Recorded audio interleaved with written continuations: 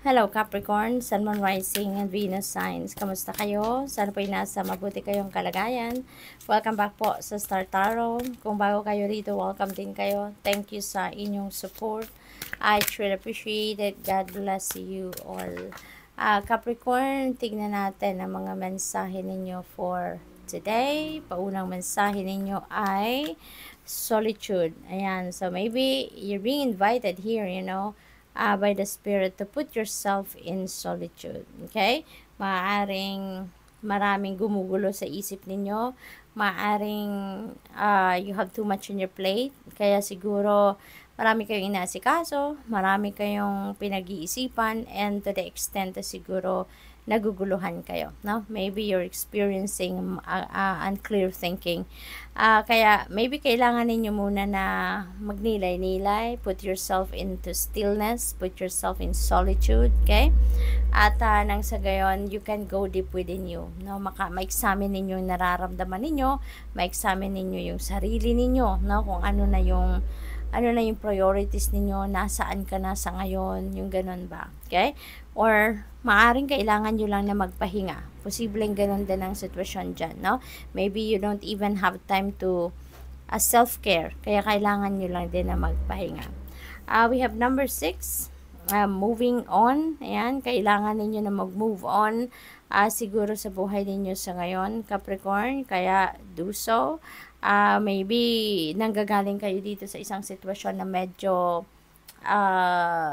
siguro chaotic, siguro sitwasyon ito na medyo nahirapan kayo, stressed out na kayo dyan, or siguro sitwasyon na alam mo yun, yung nagtiyaga kayo, naghihirap kayo sa pagtitiyaga, pero parang walang nilaga kayong makukuha, no? So maybe ganun ang sitwasyon, naging toxic tuloy ang inyong sitwasyon dyan, kaya maybe you are going to decide to move on from that, no? Kasi parang marirealize siguro ninyo at this time na parang, teka lang, parang sayang ng oras ko dito, sayang ng panahon na ginugugol ko from, on this situation, So, this is a, since this is a moving on energy, maaring literal din na magkakaroon kayo ng move, physical move. So, maybe there is travel, there is relocation din na maaaring gagawin ng iba sa inyo dito, Capricorn, kaya good luck.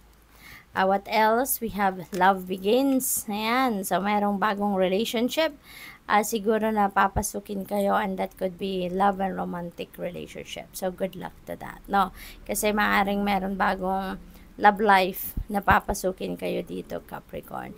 And this is also number 1, so this is a new beginning. So yung new beginning din na to, and this energy particularly, hindi lang ito bagong pag-ibig or bagong relasyon na papasukin ninyo, but there could be other areas of life. Magkakaroon din kayo ng pagbabago dito, no? May fresh start din na sisimulan kayo dito in some areas, depende sa inyong sitwasyon. But definitely, there could be love life, there could be a new job, no? There could be a new opportunity dito related sa travel, sa spiritual development niyo, baka meron din kayong ginagawa related to that. What else? We have number 6, material and spiritual prosperity. So really beautiful kasi magkakaroon din kayo dito ng spiritual development siguro talaga, no? And you will learn a lot about yourself, about the human psyche, about your relationship with the divine, yung mga ganon. And maaring din, ma-figure out nyo na dito, no, kung ano yung purpose in life ninyo, kaya you're going to be feeling blessed din, and material prosperity is also coming your way. So meron din ditong financial blessings talaga na dadating sa inyo, no? Merong financial support, financial gift na matatanggap kayo, baka meron ditong mga bonus na matatanggap din ng iba sa inyo, or it could be coming from other sources, no? Depende sa inyong sitwasyon, but definitely magiging maluwag kayo pagdating sa kaperahang aspeto. There is also a synchronicity dito, Capricorn. We have double 6, no? Kaya I suggest po, please look up for the meaning of double six, that is angel number 66, for more guidance. Okay? What else? Tignan natin kung ano pa ang mensahe para kay Capricorn. We have navigating by the stars, follow your bliss. Yan ang mensahe para sa inyo sa ngayon. Sundin ninyo kung ano yung makakapagpasaya sa'yo. And it feels like to me that you're really going to do that, no? Kaya nga kayo magmo-move on na because you know, no, na kung nasaan kayo sa ngayon, there's nothing there anymore. Wala nang pag-asang magbago ang sitwasyon na yan. No? Kaya aalis kayo because you know na pag lumabas kayo sa dark situation na yan, magkakaroon kayo ng bagong buhay, there will be more life, no? Doon sa kung saan man kayo pupunta. Kaya, kung saan kayo pupunta sa ngayon, wherever you are heading towards is, alam niyo na dyan kayo magiging masaya. Dyan kayo magiging fulfilled, dyan kayo magiging safe, dyan ninyo mararamdaman yung harmony, no? Yung ganon. Kaya, good luck sa iyo. What else? We have passion and pleasure. Ayan, savor your life. Ayan. Hindi naman pwede na wala kayong ganito man lang, no? Yung magi-enjoy kayo ng buhay, magi-enjoy kayo ng mga blessings na nandiyan dyan sa buhay ninyo, yung ganon. So, sometimes you really need to unwind, you really need to catch up with friends, family, yung ganon, para may balance lang, 'di ba? Hindi puro trabaho, okay? Puro responsibilidad or obligasyon lang ang pagtutuunan ninyo ng pansin. You also have to enjoy life, okay? What else? We have wondrous universe, napakaganda kasi mukhang you are going to spend time, no, savoring life. So siguro magkakaroon kayo ng panahon dito para sa sarili ninyo. Maaaring mag-unwind din kayo, mamamasyal, magta-travel, maaari din na you're going to spend some time, no, with yourself, with nature, spending time with kapamilya, no, kaibigan, yung mga ganon. So maybe you're going to expand your horizon around this time then. So i-enjoy nyo din dito yung paligid ninyo, no? So, good luck. What else? We have begin now. This is another new beginning energy. So, most likely, Capricorn, marami kayong sisimulang bago sa buhay ninyo ngayon. Maaring you're up for change, you're up for improvement, no, ng kung anumang bagay sa buhay ninyo. Maybe you are up for expansion.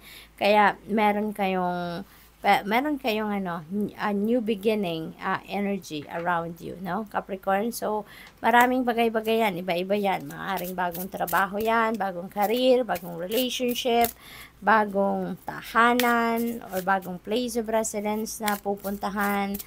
It could be anything, no? But you are definitely going to start that journey sa ngayon. So, good luck. We have embraced stillness. Ayan, tapos solitude. Ayun na nga, Capricorn. So, most likely talaga, ito yung kailangan ninyong gawin sa ngayon. Okay? Spend time with yourself. All by yourself. Wala mo ng gadgets, wala mo ng kausap. Yung kayo lang mag-isa. No, you really need to connect with your soul sa ngayon. You really need to connect with your heart, no, and connect with your higher self, no. Yun ang kailangan ninyong gawin sa ngayon. You really need to go deep within you. Kasi maaaring meron ka ng disconnect sa soul ninyo, 'di ba? Yung bang kapag sobrang busy tayo, kapag marami tayong inaasikaso, marami tayong ginagawa, sometimes parang nararamdaman natin na parang parang confined tayo sa isang box, no, at hindi na tayo makahingat, hindi na natin kilala ang sarili natin. So, maybe ganun ang sitwasyon ng iba, kaya you really need to put yourself into stillness and solitude so that you can go deep within you, no, mag-connect uli kayo sa sarili ninyo. What else? We have seek counsel. Ayan. So, maybe, naghahanap ng advice ang iba sa inyo. Maybe you are looking for someone that you can talk to.